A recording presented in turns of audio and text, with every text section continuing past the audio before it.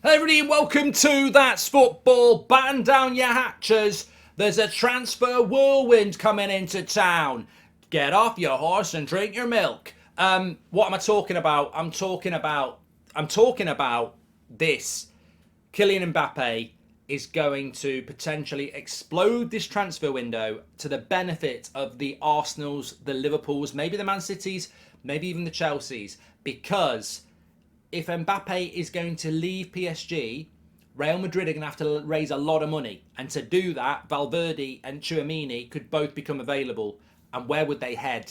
Who's got the money? Premier League. So look, keep an eye on this. I want to talk about the transfer window in general this Sunday morning and how people are doing, because I'm fearful of Arsenal again. I think Arsenal and maybe Liverpool look like they're the two teams that can compete or be close or try and get close to Manchester City. But it's going to be the summer transfer window of opportunism. I said this back in April. There are so many good deals to be done this summer, and if you've got cash on the hip, then you can really benefit. Unfortunately for some clubs, and my club Manchester United are like this, the moanings about financial fair play, which is a nonsense. It's just a code word for we're crap at selling and we haven't got enough money.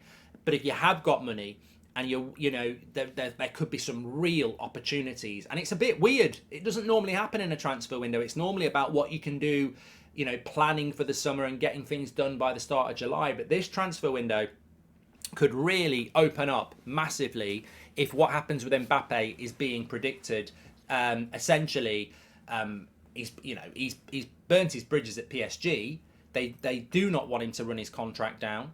They want him to go because they want to get some money. As their CEO or president said, you simply cannot let Kylian Mbappe go for nothing in a year's time. You have to get something for the best player in the world, which means Real Madrid have got to raise some money. And if Real Madrid have got to raise some money, they've got to do some big things. And their midfield is probably where they can do it, which means Tchouameni and Valverde could both be for sale, which means the Premier League, which means who in the Premier League, which means Liverpool, Arsenal, and maybe Chelsea. So maybe even Man City, actually. But this would be incredible because, all right, Mbappe goes to La Liga and Real Madrid, and that's great. But Mbappe and Neymar and Messi have been playing in the French league. It's not made it any better than the Premier League, has it? Players at the quality of Valverde and the potential of Tchouameni coming into the Premier League would be huge. And the boost that would be to an Arsenal or a Liverpool or even a Chelsea would be massive. And I don't know. Let me know in the chat. I think Arsenal have the capability of creating a deal around that. Liverpool, I don't know what your transfer situation is. Chelsea will always find the money. Man United, forget about it. But look, when a player of the quality of Valverde or the potential of Tchouameni become available, imagine a Liverpool midfield that's got Valverde in it. Not only have you brought in, McAllister and Szoboszlai, but you've also got Valverde in there. I mean, look, is there enough defensive cover there? Is it too many options for Liverpool? You could argue that Tchouameni would be a better fit. But this, for Arsenal, Valverde in there with Declan Rice as two midfield signings, that really does work. So, look, I'd keep your eye on that. Everyone's sort of umming and ahhing about whether they want to pay £50 million for Lavia. Well, I wouldn't be paying £50 million for Lavia if Real Madrid are saying Tchouameni's available for 60 and Valverde's available for 70. So I would really keep an eye on this because it could be that this transfer window pops off late in July and early August, and some really good players are moving. Because normally in August, you're picking up risks or you're overpaying, or you're desperate. But this really could open up, and it very rarely happens that if you have some money left in August, you can pick up a real bargain. Normally, people have spent their money, and I certainly have. I've been saying this for a few weeks about Arsenal. Yes, they've got Havertz. Yes, they've got Declan Rice and Timber's going to come in, but I still think they've got the potential to do another deal. Liverpool look like they've got the potential to do another deal, and Chelsea really haven't done enough deals yet. So I certainly think there's some opportunities there. I mean, people will be screaming, what about Newcastle, Mark? Well, yeah, what about Newcastle, actually? I think with Newcastle, they're probably a little bit limited in what they can spend. They've got the money, but obviously they've got to be a little bit careful because of the scrutiny around what Man City did. Newcastle have got to be very careful, but look, I think it's got the potential to be absolutely huge.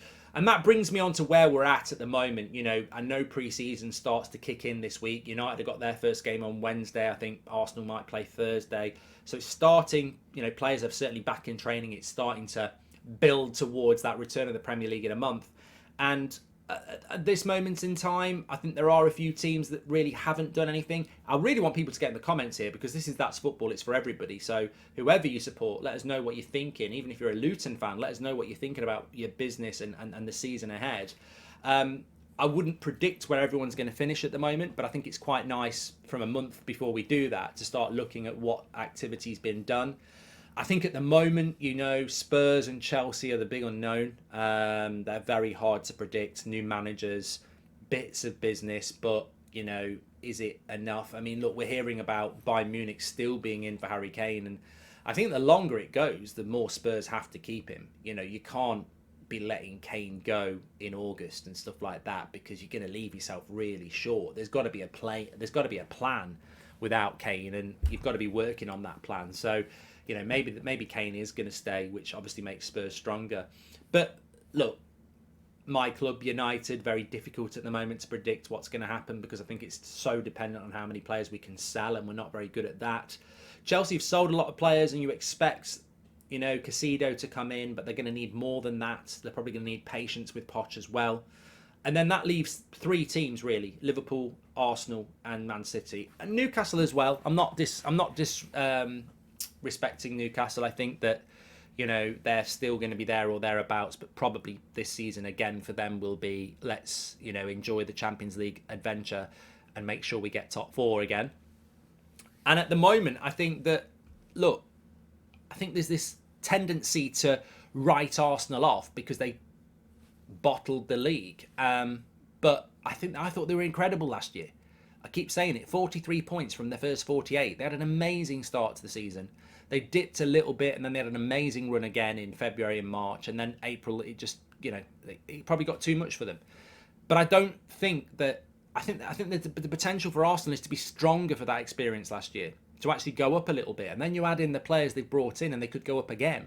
So I think Arsenal are the ones to watch again this season. Expectation can be a negative, but there's no reason to expect a drop off.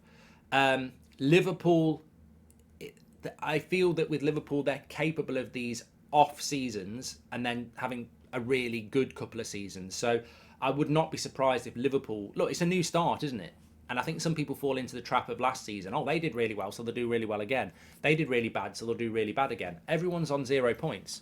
And that's what Jurgen Klopp and Liverpool will be thinking. It's like, we know how to win week in, week out. We know how to be in a title race. We know how to win things.